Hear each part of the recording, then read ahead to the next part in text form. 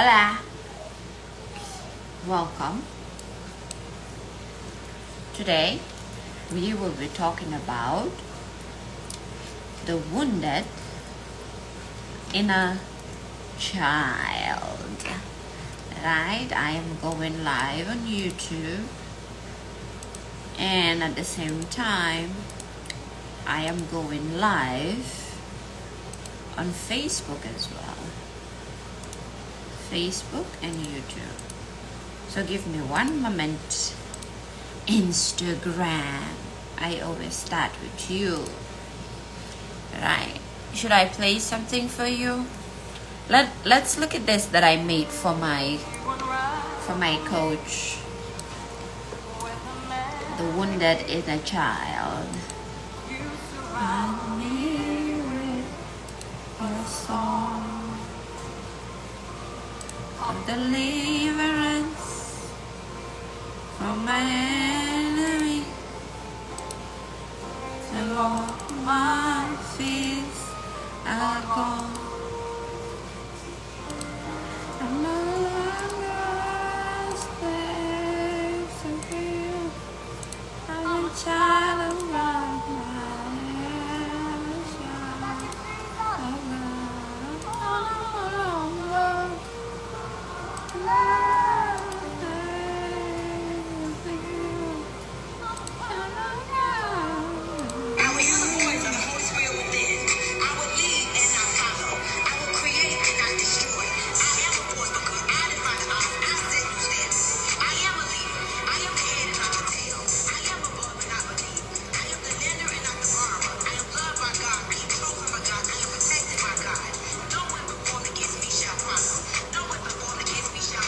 My coach made that. Coach Digley Turner. My coach did that.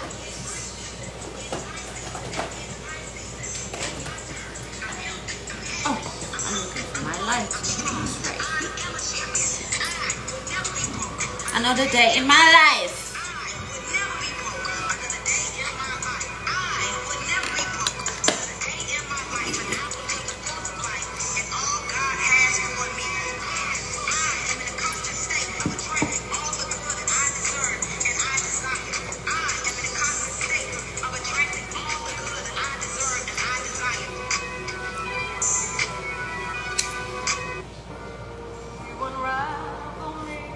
Okay.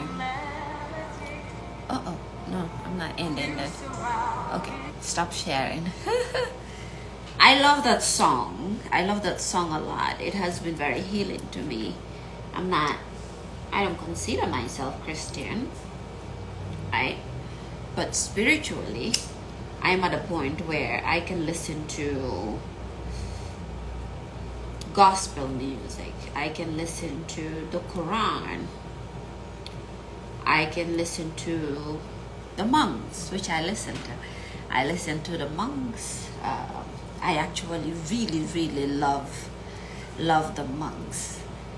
If anything, I wouldn't mind having the life of a monk, but with money. Like, what's his name? Jay Shetty. Jay Shetty was a monk for years. Same goes for Dandapani. I love them. There's Pema something. Pema Chodron. I love her as well. I read their books. Well, Pema. I read Pema's books a lot. I have her books here. Welcome. Today, again, this is Empress Fire. And today we're talking about the wounded inner child. And this inspiration came from Leah in A Girl Hold My Hand. And I know I have promised that I will have my Girl Hold My Hand link for you ready. Let me check here if I have it, so I can post it for you and you can use it to join our wonderful, wonderful group. No, talco. Let's get a matanga. I even want to put that on too, because if not, I get really warm.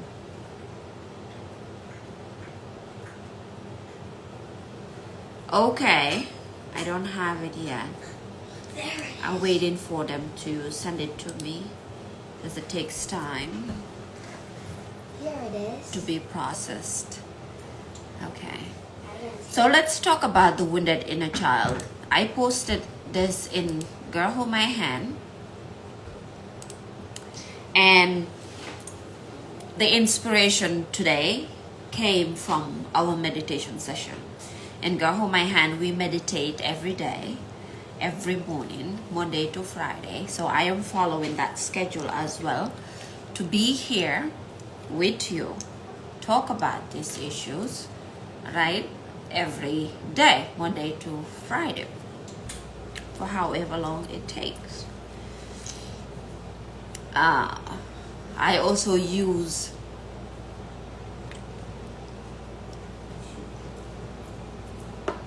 Perfect Storm collection. That link I already have, so you can find a link in my bio if you are looking to activate your feminine energy, young feminine energy. The wounded inner child, I have my ankh to protect me today, and I have my sage, because I have experienced this.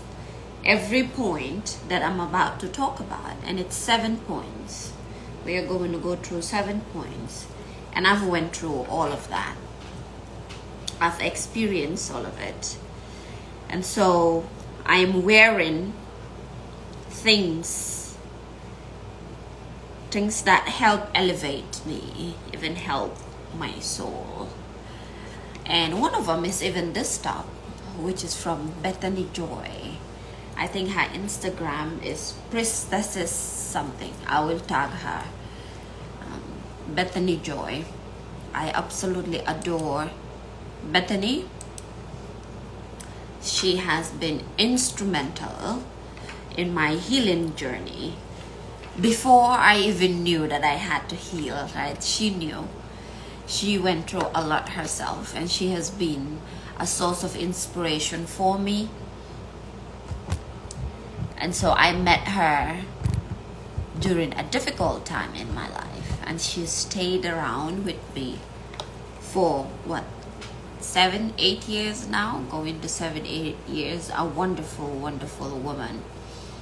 And so because I'm talking about the wounded inner child, or basically talking about myself and my experience, I am channeling her energy, Bethany's energy. And she gave me this when I went to her house in Nashville, Tennessee. This is actually a swimming costume. Right, this is a swimming suit.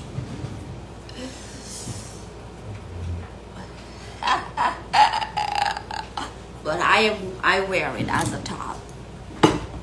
Okay, let's begin. And of course, I have my blankets just to feel comfy. I have my bottle of water here with me, and we will probably do a card as well. I don't know which one yet. These days I've been feeling Kalimar, so I might pull a card from Kalimar. Let's begin. The first one, wounded inner child. You feel that there's something wrong with you. Have you ever felt that there's something wrong with you? Have you ever felt that you are always wrong? Alright, that you don't fit, that you don't belong, that you never belong, that you always do everything wrong, that nothing is ever right in your life. Have you ever felt that? I'm trying to look for something this quote that I have. I have a lot of quotes, my people. I love quotes.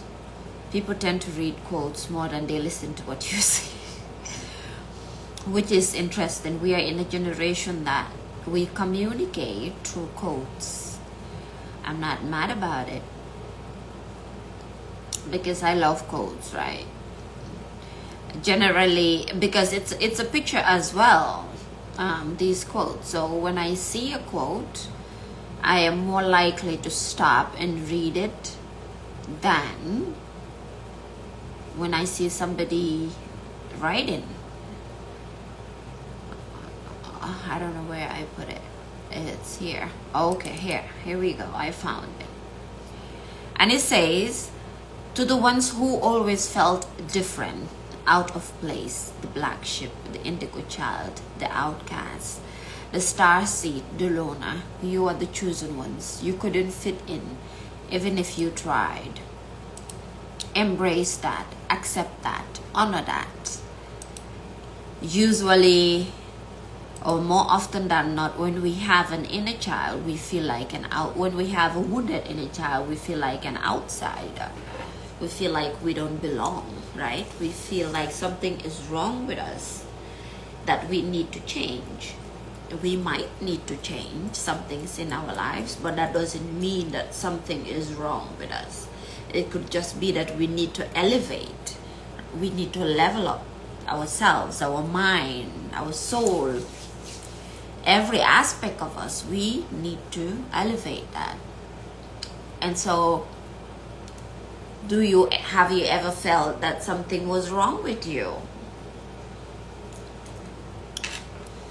Nothing's wrong with you. You might need to make some changes. You might have to change some things in your life, but that doesn't mean that something is wrong with you. The second one, you feel anxiety whenever doing something new. I am that person, right? I used to be that person. Correction. Did you always feel nervous, anxious when you're about to do something? When you feel like something's about to happen, so your nerves, you can't even breathe or relax. It's just like holding your breath. You feel anxiety whenever doing anything new. There's a saying that I heard. People talked about it in terms of what is it called? In terms of performers and sportsmen and all of that. That the feeling of nervousness and the feeling of excitement is the same thing. The butterflies we get when we are excited, the joy that we get, everything is the same feeling as when we are nervous, right? But it all depends on our mind and how we decide to name it, or how we decide to label it. If you think your jitteriness and those butterflies in your stomach and all of that is nervousness, then it will be nervousness. If you name it as excitement, it will be excitement. So I have heard, I can't remember who exactly that I was watching, who said that they have changed that feeling, right? Whenever they're about to do something new, or if they're going on stage or sports or whatever it is, as I have heard several people talk about it, instead of saying that they feel nervous, they will say they feel excited. So usually when we're about to do something new or anything, even me getting on here, right? I could be nervous. I always have this jittery feeling getting ready, take a shower and get myself ready, put on stuff on my face. I don't generally do makeup just because of laziness. But even that, I get the feeling. But I have learned to name it excitement instead of Oh, I am so nervous. I have to go online and I have to go live to talk to people, blah, blah. But I've always been anxious. I've always felt anxious. You feel anxiety whenever doing anything new. And for me, the story is that as a child, it was difficult for me to do anything new. It was difficult for me to change anything. Because whatever it is that I wanted to do, I will either be told I can't do it, or why would you do that? Or why do you think you can do that? And this was coming from family members. Family members, right? It wasn't outsiders who were telling me this. Outsiders were most of the time cheering me up. But within my family, it was very difficult. And so I learned it was an autopilot. So you might have that, the wounded inner child. When you were a child, when the nervousness or the anxiety, when did it start building up to the point that you are at now as a grown-up, as an adult? Right? You feel anxiety whenever doing anything new. Were you ever supported as a child? Did your family, your parents, did they see the things, did they celebrate you, the things that you were doing? Were you celebrated, or were you told you will amount to nothing, that what you're doing doesn't make sense, or you could be doing better? Right? Whatever you did wasn't enough. And so you always get anxious whenever you're about to do something, because there's still that voice in your head that keeps saying, who's going to listen to me? Who's going to talk to me? Right? I was that person. I had that voice in my head constantly saying, who's gonna listen to me? Why would anybody want to listen to me? And why do I think I can do this? Why me? Things like that. I would say that, right? Number 3, I talked about this in several videos already, which is people pleasing. People pleasing. You tend to be a chronic people pleaser. Let's talk about this. Can you see it in yourself first, that you are a people pleaser? Can you see it in yourself? Because I know from experience, I didn't even know any of this. I wasn't aware of it. I did not know that I was people pleasing until I knew that I was people pleasing. I had no idea what that was. I actually have never heard anybody talk about it until I became aware that I was doing it.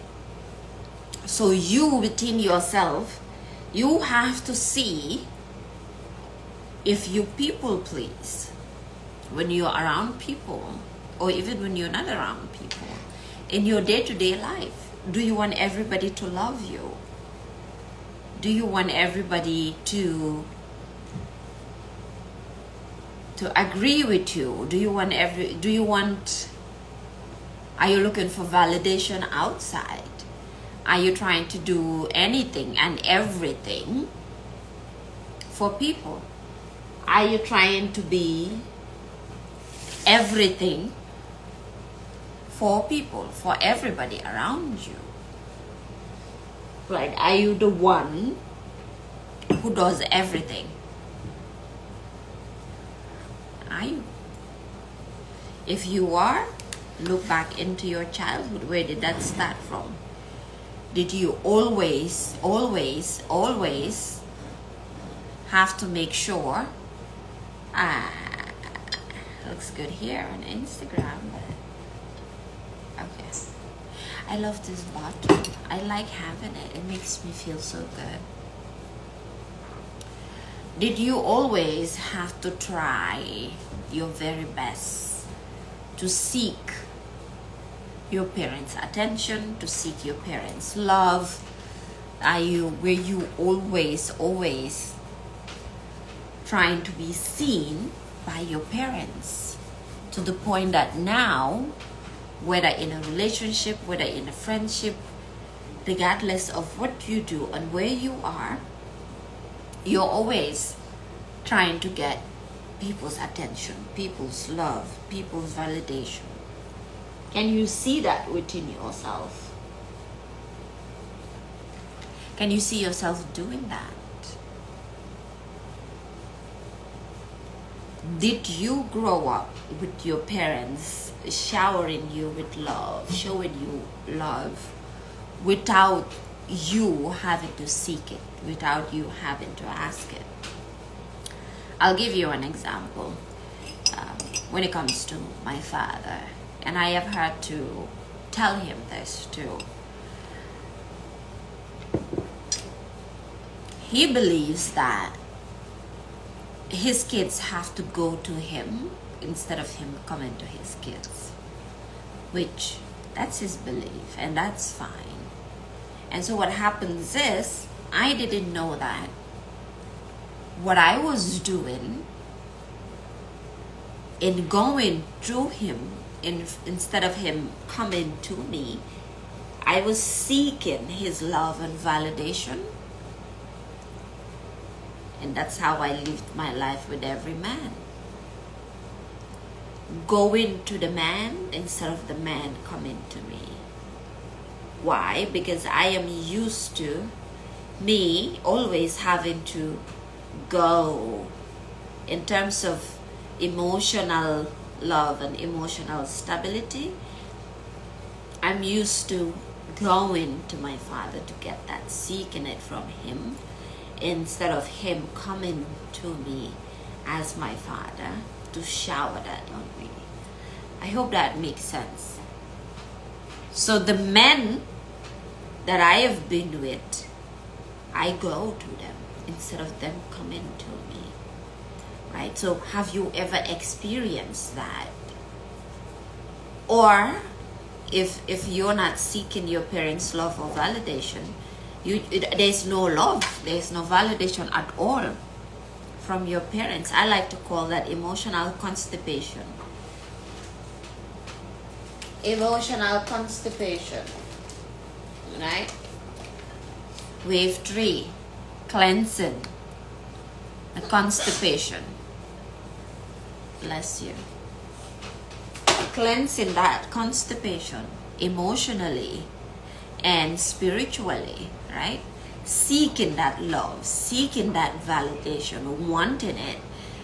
If you did that, or if you've had to go through that with your parents, you tend to be a chronic people pleaser. You tend to want their love. You are the one going towards them for love and validation, but they are not coming to you to give you that unconditional love, which love is not really unconditional.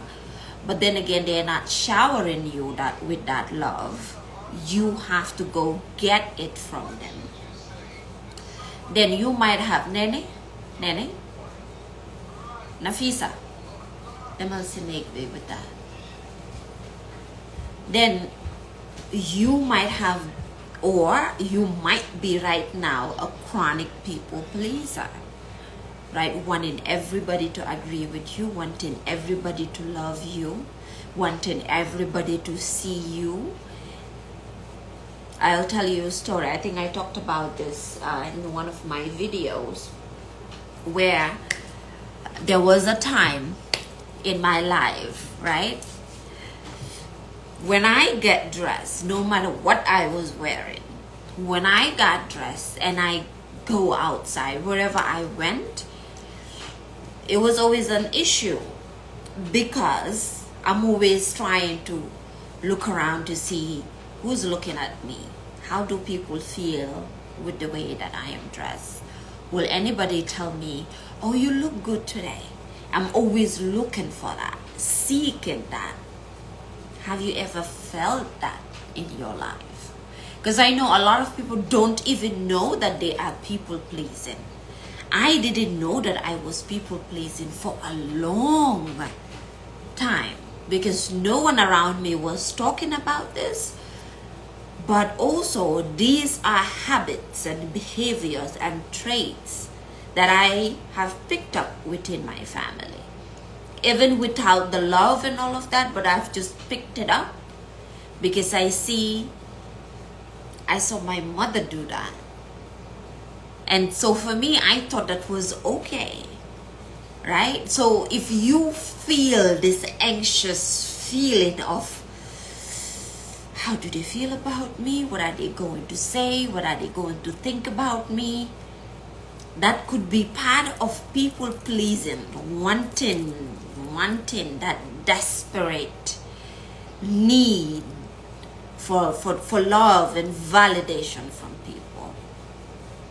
Let's go to the fourth one, right? Your deepest fear is being abandoned. That connects to being a people pleaser. Your deepest fear is being abandoned. Have you ever lost a loved one? Lost your parents at a very young age? Or your parents abandoned you? Or maybe your parents are alive, but they have just never given you that emotional connection. A story that I can give you from mine is that my parents are still alive, both of them. They are still alive. But I always had that fear of abandonment, even though they are still alive. In Girl Hold My Hand, I posted the other day how I am from a large extended family, but I never felt at home. I thought that, for a long time, I thought that where I lived and where I grew up, I was adopted. And I was always looking forward for my real parents to come pick me up. I know, that's crazy, right? Even though I was actually living with my mom, but then my dad was traveling. So they were still around. I wasn't poor at all. I had everything I needed and everything I wanted. I would get. Of course, sometimes it is traumatizing in the way that I receive what I'm asking for, but I came from a well-to-do family. So these feelings, some people say, oh, they came from a poor family. No, you can come from a well-to-do family and feel this way. Fear of abandonment, which brings in unhealthy attachment styles, which means that when you are, let's talk about a romantic relationship. When you are in a romantic relationship, right, you cannot securely attach to your partner, be it a man or woman. This is not tailored only to women. Men can feel this way as well. Maybe they have the mother wound, maybe the father wound, or maybe both. I had both, the mother wound and the father wound, and I had no idea that I had these. So you have to look at that in yourself too. How do you attach to anybody? Right? I didn't know I was exuding an air of desperation. I thought that's how I saw love. That's how I felt love, basically. Now, I've met men who were okay with that, who actually really love that obsessive kind of love. They enjoy it. Unfortunately, my mother broke up those relationships. And that pushed me into being with men who don't appreciate that kind of love, who cannot handle it. And so I have had to heal from all that pain, from the childhood trauma, but also from the fact that even the men that I was with, the good ones, the healthy ones, those relationships were broken by my own mother. My ex-husband included. He was my first husband. I haven't remarried since then, and I have always said I'm not going to get married again because it has been very painful. It has been a painful journey. And I have had to come back and realize that all of these started from childhood. That nothing is wrong with me going back to the first one. You feel that there is something wrong with you. I have had to come back to see that nothing was wrong with me.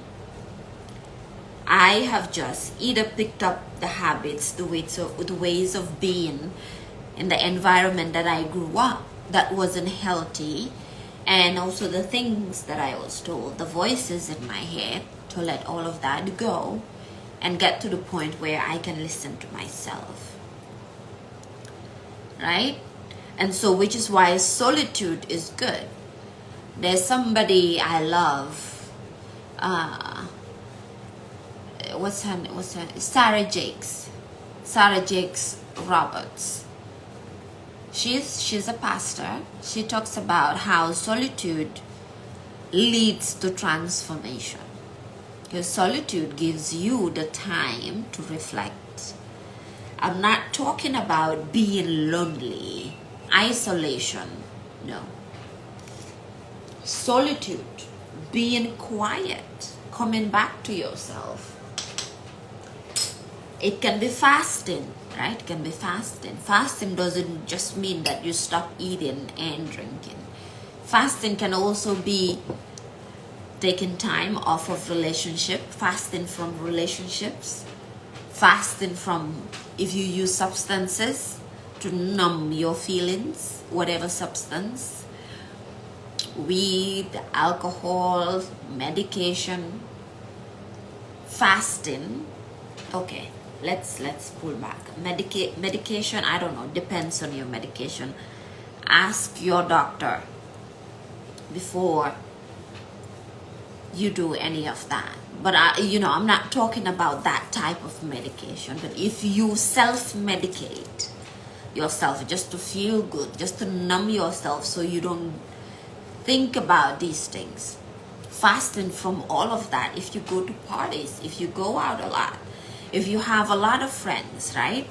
Fasting from all of these can be solitude.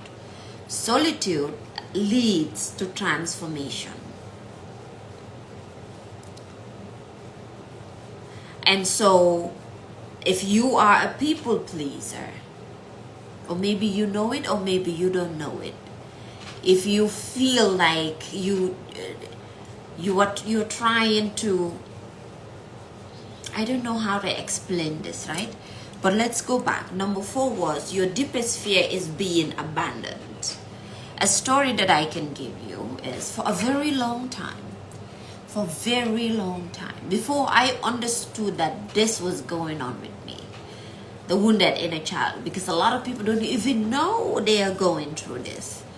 For a long time, what I used to do when I have a new friend, or I start a new job, or I have a new partner, fiance, my ex-husband included, I would always think, okay, they just came into my life. I wonder when they are going to leave. I talked about this with my therapist, right? For a long time. We had to break this down. And that's abandonment issues from your parents, loved ones, people around you, the love that you never received in your life. So I would always have that guard, that defensiveness, that at any point, this person that just came into my life, they are going to leave.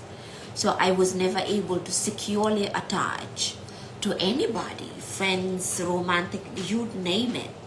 That secure attachment. And to be securely attached, first you have to be secure in your own self, your own self-love. That way, you don't exude that air of desperation.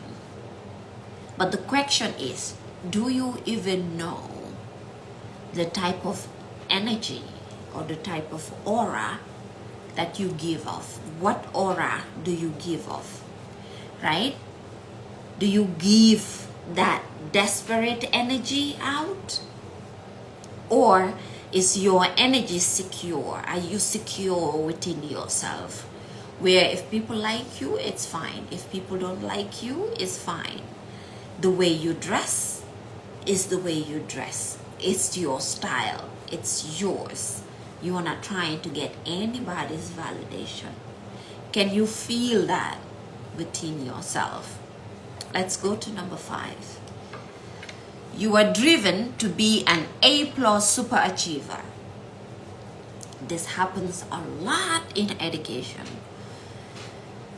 but even outside education as well, just generally in your life, which is the, how to call it, the perfectionist. The perfectionist. Let me read the perfectionist for you. I think I posted it on my Instagram. The perfectionist. Let me find it and read it for you. Perfectionism is characterized by high standards, rigid expectations, and specific ideas about how to achieve a desired outcome. Perfectionists tend to be driven, organized, and reliable, but can also become overly anxious and critical when their expectations are unmet. Some signs of perfectionism: having high standards and expectations, feeling pressure to live up to high expectations, extravated, you know what I'm trying to say. Negative reactions towards mistakes, extravated, it's not extra, exaggerated, oh my God, exaggerated negative reactions to mistakes, exaggerated fears of failure, higher levels of self-doubt and insecurity, personalization of mistakes as failure, excessive ruminating or self-criticism, rigid black or white thinking patterns. If you live anywhere in the Western world, rigid black or white thinking patterns, right? There's only one way of doing things. There's no other way of doing things. Self-worth or self-esteem that is contingent upon success. That I was raised with that. All of these things I had. Some harmful effects of perfectionism: higher levels of anxiety and depression, increased risk of suicide. I was suicidal for a long time. If you are suicidal, click the link wherever you're watching me, right? I have a link that where you can get help, right? Because I have experienced it. My sister experienced it, so I share that information. Eating disorders and poor body image. I didn't really have a poor body image, but eating disorders I had. Sometimes I overeat, sometimes I undereat, which is why I use the products that I use now. Impaired performance and lowered goal achievement, I had that. Lower resilience to challenges and adversity. Difficulty forming close, trusting relationships, right? That goes back to what I was saying. Your deepest fear is being abandoned. Hypersensitivity to criticism and judgment.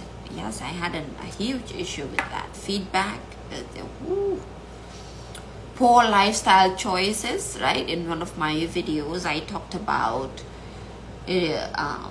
what is it called? Destructive habits that sometimes we don't know, and sometimes it is stigmatized when actually it should not be stigmatized. It should be looked into what happened to this person, and not what is wrong with this person. And that's a book. What happened to you? lower overall levels of life satisfaction. Are you satisfied with the life that you live? Are you satisfied with yourself? Right? Let's go back. Let's recap. You've wounded inner child. You feel that there's something wrong with you. You feel anxiety whenever doing anything new. You tend to be a chronic people pleaser. Your deepest fear is being abandoned. You are driven to be an A+ super achiever. Which being driven and wanting to do good and wanting to be great, there's nothing wrong with that. But to a certain extent, right? That goes back to the perfectionist idea.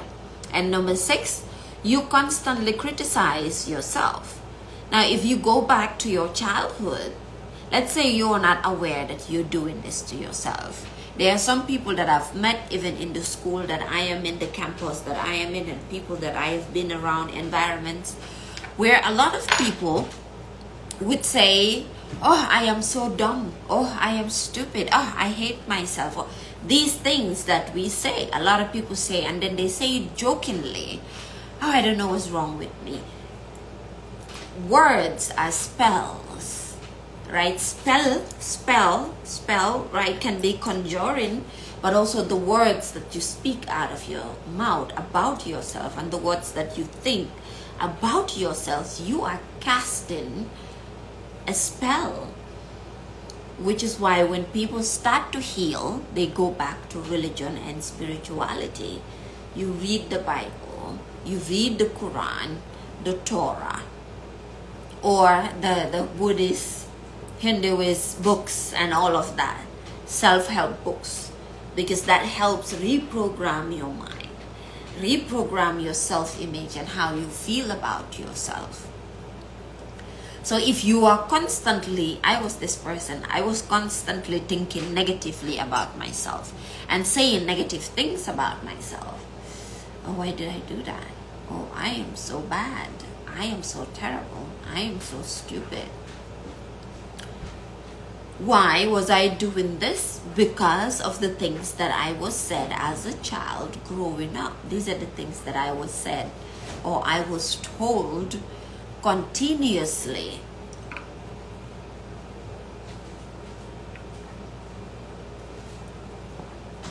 So if you growing up, you were continuously told you will not amount to nothing, you are a bad child, right? You are not a good person, or constantly ask, what is wrong with you? What is wrong with you? What is wrong with you? Then you feel that something is actually wrong with you, because why is everybody asking you what is wrong with you? Or why are the people who are raising you asking you what is wrong with you? How were you raised? What were you told as a child? And the last one is, you never felt close with your mother or your father. And I mentioned this when I talked about your deepest fear is being abandoned. If you relate to everything that I said, go back and watch my video on shadow work journal prompts, right? Because that, I think that was about 17 or so questions that I went through one by one and just explain each question and then tackle each question. Those journal prompts that you can do. Find a therapist. Therapy is always helpful. Not just any therapy, but a therapist that knows their job and understands you and can talk to you. Shout out to Amanda. I don't even know if this is ethical. If it's not, I'm sorry. If it is, shout out to Amanda Jesus at Brooklyn College. Alright, she was my therapist for 2 years. And now I am able to sit here and talk to you. Not only was she my therapist, but also what I was learning in school was so very much linked with being a therapist, because I thought I wanted to be a therapist. But the idea of going to school for that long, I couldn't take. Not only is it expensive, but then I might have to work 9 to 5 for an organization to help me pay it and things like that, and I didn't want to do that. And also I was tired of the assignment. But anyway, I digress, right? Find a therapist. Lean into your spirituality. Some people, religion helps them, but don't just do one. Don't just focus on the religion and then forget the rest. Put all of it together. Personally, that's what I did, and personally, that's what I recommend. I recommend that you get a therapist. If you are dark-skinned, melanated, also go back to your history. Go back to your roots. Go back to your origin. In every way possible. Right? If you relate more to Christianity, if you relate more to Islam, to Buddhism, to whatever you relate more, lean into that. I know I have phases. There are phases where all I want to listen to is sermons and prayers from the Bible and Christian stuff. And then there are some times where I am on the Buddhist and Hinduist side, right? I go back to the monks and start listening to all that they do. I am actually in a community, a Sangha, NYC Sangha, by Muji Baba, right? So I lean, wherever the phase comes in, that's where I go. So in your healing journey, you have to look at what feeds your soul, not necessarily what society tells you that you have to do. 100% you will have to get out of your mind and the way that you were raised and the things that you were told to do, but listen to your body and listen to your soul, right? What feeds your soul? What's good for your soul? What sets your soul on fire? That when you, for example, there are times when I listen to sermons and I listen to the pastor, it feels so good. And then sometimes I listen to the Quran and I'm just so relaxed. And then sometimes I go to the monks. I listen to the monks because I've lived in a monastery before, right? And then I enjoy that greatly. So you would have to get out of your mind to get to where you want to go. Let's recap this one more time. I'm going to read it and then that's it for today. Wounded inner child.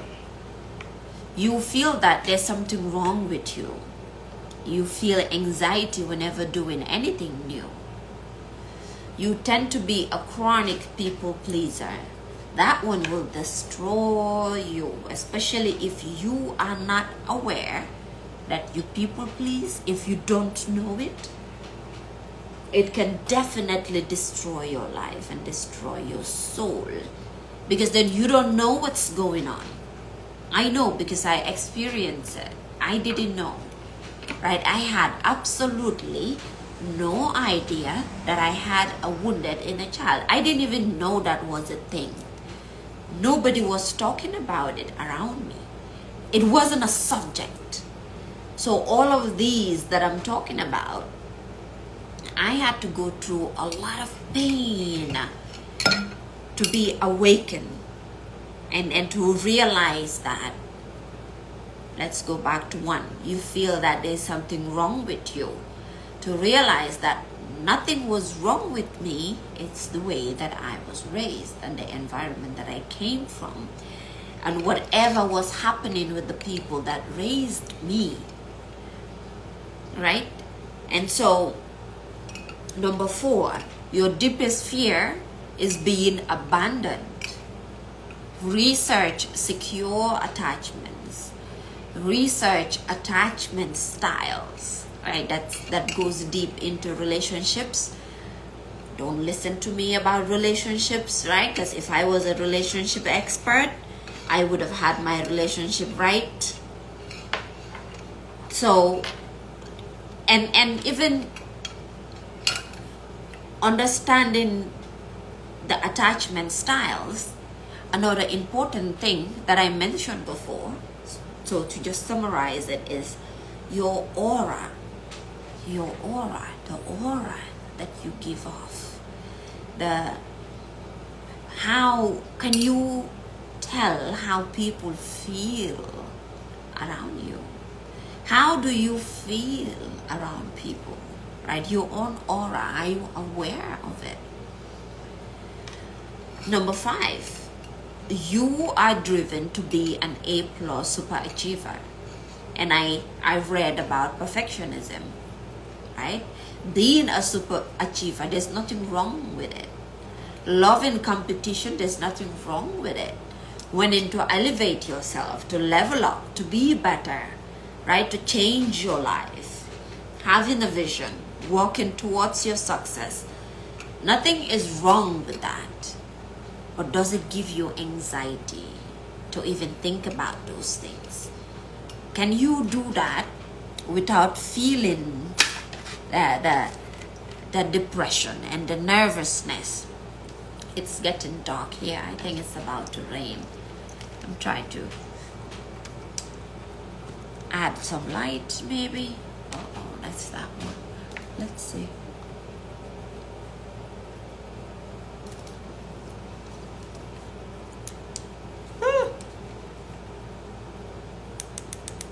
That's very bright. Okay, that's a little bit better. I don't know, is it dark? YouTube, I hope you can see me on Instagram. Sorry, it's getting a little bit dark here. It's about to rain. But anyway, a perfectionist, that hurts. That's very painful. That means that, you know, as a child, when you were growing up, when I was growing up, nothing I did was enough. So it comes with that feeling of being unworthy of whatever you get, or unworthy of living a better life, unworthy of changing your life. And so for me, actually, how it manifested was, I thought not only did I have to learn so much and be this intellectual and have all these degrees, I thought even with that process of getting these degrees, I had to beat everyone. A+, super achiever. Some people say, oh, a lot of immigrant families, but this is not just immigrant families. This is just anybody who has never received the love that they needed as a child. So it can happen to anyone.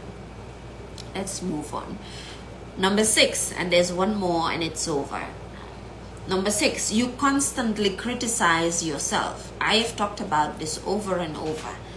Are you aware of the voice in your head? Better yet, do you know whose voice is in your head? It's not enough to be aware of the voice in your head, but whose voice is it? Whose voice is in your head?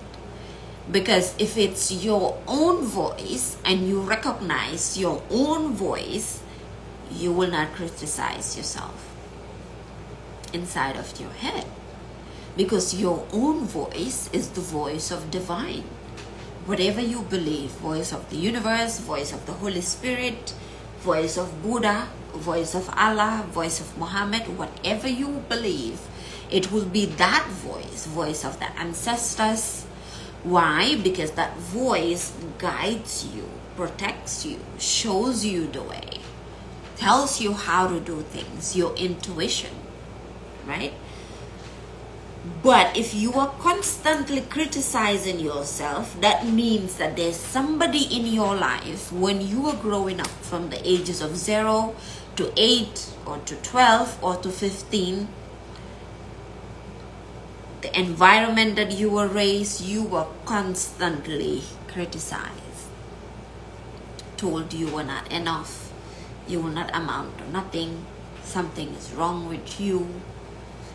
Like for me, that voice, which I've talked about, and sometimes I try not to mention it, but I'm just giving an example. I am not blaming, because this is something that I am over now. That is why I'm able to sit here and talk about it. That voice was my mother's voice, as well as my uncle's voice, my mother's younger brother. Right? My mother was constantly telling me that when I grew up, I was going to be a prostitute. I don't know why she thought that. Maybe because I had a lot of guy friends. But she had guy friends. So that's how I grew up. I thought that was okay. I'm from a family where it's predominantly male. My grandmother had 9 kids. And 7 of them were men, my uncle. So I grew up around men. And so I had a lot of guy friends, right? Because I'm used to being around men. For some reason, she saw that as when I grew up, I was either going to be a prostitute, or by the time I was 15, I was going to have a child. Also, the criticizing yourself. As a child, were you sexualized? Different from sexual abuse. Maybe you were sexually abused, but were you sexualized as a child?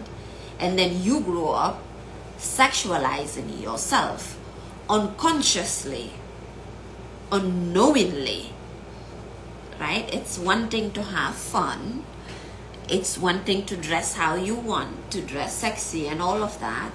But it's a whole different thing when you think that the only thing valuable about you is your sexuality. I went through that. Right? Where growing up, my uncle, this is another thing too when it comes to criticizing yourself. Most men, and I've talked about this before, most men, regardless of who they are and where they come from, most men, when they don't have any power in their life and any control in their life, they take it out on my alarm. It's 12 o'clock, but I'm done here, right? Most men, when they don't have any control or any power within themselves, they cannot control their lives, right? Their lives is falling apart. They themselves are falling apart. And maybe they have all these issues and they've never healed. They take out their pain and their hurt on the women in their lives. So I had my uncle at home. Something has happened in his life and he was deported. I don't remember from where, maybe Germany, I think. I was the youngest in the house. I'm telling you, at this time I was 8, 9, 10 years old, very young. I've explained in details about that issue. And it didn't matter what I did. All his frustration would always be on me. So all his pain and his hurt, I absorbed that. Because it's always a whooping, it's always a beating, it's always him telling me that you are a terrible person. Do you think that because you've started having little breasts that you're better than anybody, right? Do you think that now that you're growing up and you have tiny boobs, tiny breasts, and you're starting to grow as a woman, that people love you, or people, all these things that were not unnecessary. So all of these I had in my head. But for a long time, I had no idea that the voices I was hearing were not mine, and the voices that was directing the choices I was making in life, the things that I was doing, the places that I was going, those voices were not my voice. Because if I was still listening to those voices, I wouldn't be here, right? And as I explained before, words are spells. Words are spells. The way you talk about yourself, the way you think about yourself, the things that you say about yourself, you will believe it about yourself, and that is how you will behave. So you don't need anybody to even criticize you if you already have that in your head. The last one, you never felt close with your mother or father. You might have a father wound, you might have a mother wound. Daddy issues, mommy issues, or you have both. Neither parent was close to you. Both parents were emotionally constipated. So maybe you need to do some cleanse. Clean out that emotional constipation. I'm kidding. But okay, that's it for today. And then, I'll see you next time. I'll see you next week. Not next week, I'll see you tomorrow. I'll be here Monday to Friday. Just breaking these issues down to make sure that people understand that nothing is wrong with them. Nothing is wrong with you. I always recommend this book. I didn't even have to read it. Just the explanation of it and the title of the book was enough to wake me up. Sometimes that happens, right? I heard Jim Rohn said that he had a big library. Some books he read, some books he didn't read. But most books, just by the title of it, it's transformative for him. So Oprah Winfrey wrote this book with a doctor. I can never remember the name of the doctor. But if you look it up on YouTube, it's there, because Oprah talks a lot about adverse childhood experiences. And the book is what happened to you, right? And she talks about trauma a lot, childhood trauma, saying that many a time we see people acting up, behaving differently, or behaving in a way that we cannot understand. And most of us in society tend to say, what's wrong with them? And she talks about how we need to change that language to what happened to them, right? So it's not what's wrong with me, it's what happened to me, because we are what happened to us. See you back here again tomorrow at the same time. Mwah!